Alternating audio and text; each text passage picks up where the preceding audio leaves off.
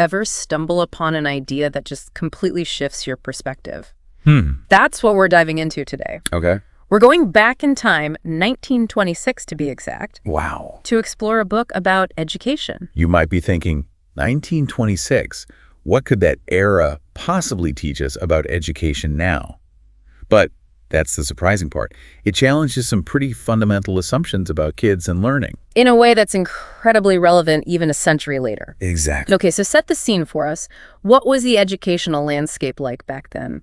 Well, the source kind of paints this picture of a time when children were largely seen as empty vessels, waiting to be filled with knowledge. Empty vessels, huh? Yeah, they use this almost comical visual of pitchers with narrow necks. Pitchers with narrow necks, I like that. Yeah, and this wasn't just about kids in general. It was especially prevalent when it came to children from disadvantaged backgrounds. Like, their capacity to learn was somehow inherently limited. It's like they were putting a ceiling on potential before they even stepped foot in a classroom. Exactly. But this is interesting. This book emerges from a really unique point in history. Right after World War I, humanity had just witnessed this incredible display of resilience, of ordinary individuals rising to, unimaginable challenges. Right. And the source draws this really compelling parallel. If everyday people could achieve such extraordinary things during wartime, imagine the potential lying dormant within every child. So it's almost like the war challenged their view of human potential in general, and they started to see those same possibilities reflected in children. Precisely. They started recognizing the magnanimous citizen within, ordinary individuals, and that kind of sparked this belief that a similar untapped potential existed in every child, just waiting to be awakened.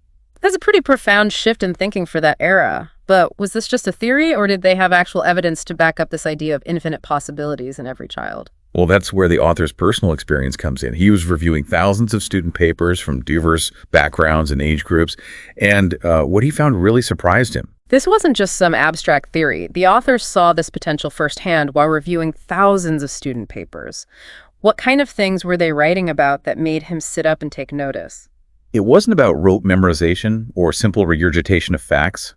The source describes children deeply engaging with complex topics, even things we might consider advanced for their age today.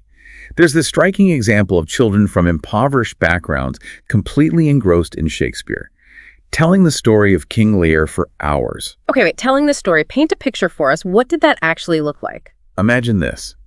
Children not just reciting lines, but embodying the characters, debating motivations, exploring the themes of King Lear for hours on end. That's the depth of engagement the source describes. And it wasn't just a one-off.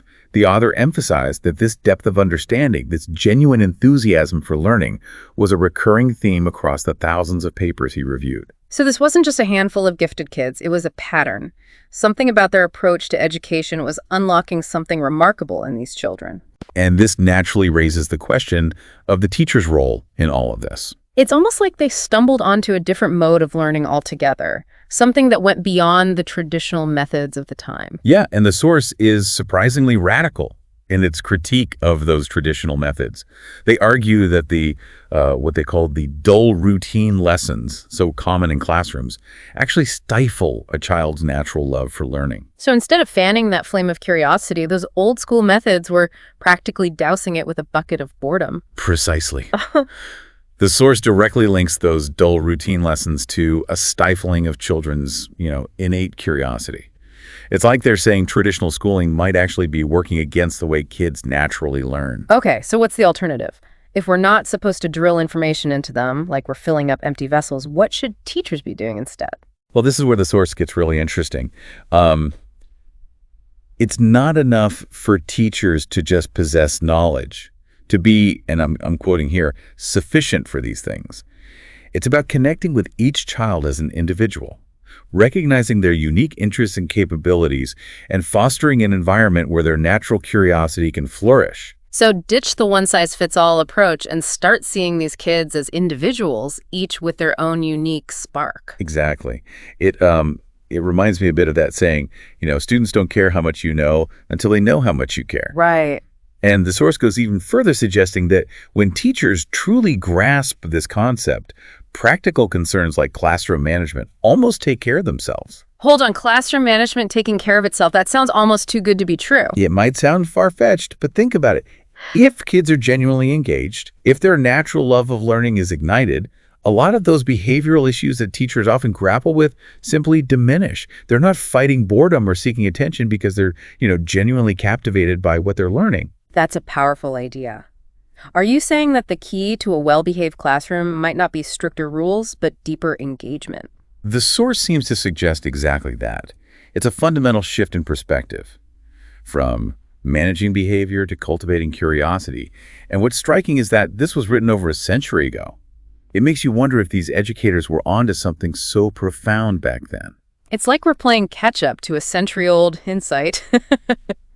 Here we are with all our fancy technology and educational theories, and these educators from 1926 were already advocating for a more personalized, curiosity-driven approach. It's humbling, isn't it? Yeah. And more than a little ironic, we tend to think of progress as this linear thing. But it seems like some of these fundamental truths about learning have been hiding in plain sight all along. Yeah, it makes you wonder if somewhere along the way we took our eye off the ball. Instead of nurturing that innate love of learning, we got caught up in systems and structures that might actually be working against it. It's a sobering thought, but also, I think, a hopeful one. Because if these educators back in 1926 already recognized the infinite possibilities within every child, imagine what we could achieve today. With our deeper understanding of neuroscience, child development, and the tools and technology at our disposal. Right. It's like they handed us a torch, and now it's our responsibility to carry it forward, right? Yes. To create an educational landscape that truly honors that potential. Precisely. And that brings us to a final and, I think, quite provocative thought for our listeners today. This source, despite being written over a century ago, challenges us to reimagine what education could be. If children are not empty vessels, but active participants in their own learning, possessing this incredible capacity for growth and discovery, what if we stopped trying to fit them into a one-size-fits-all system and instead created learning environments that empowered them to explore their own unique passions and talents? It's a tall order, but imagine the possibilities. If a book written in 1926 can still spark such a profound conversation about the future of education, it makes you realize that the potential for change, much like the potential within each child, is truly limitless. And that's what makes these deep dives so rewarding, unearthing these hidden gems of insight and allowing them to spark new conversations, new possibilities. Exactly. So to our listeners, we leave you with this. How might you challenge your own assumptions about learning? How can we as individuals and as a society better nurture the infinite possibilities within each child? Keep those questions simmering, and we'll be back next time with another deep dive to challenge your thinking and ignite your curiosity.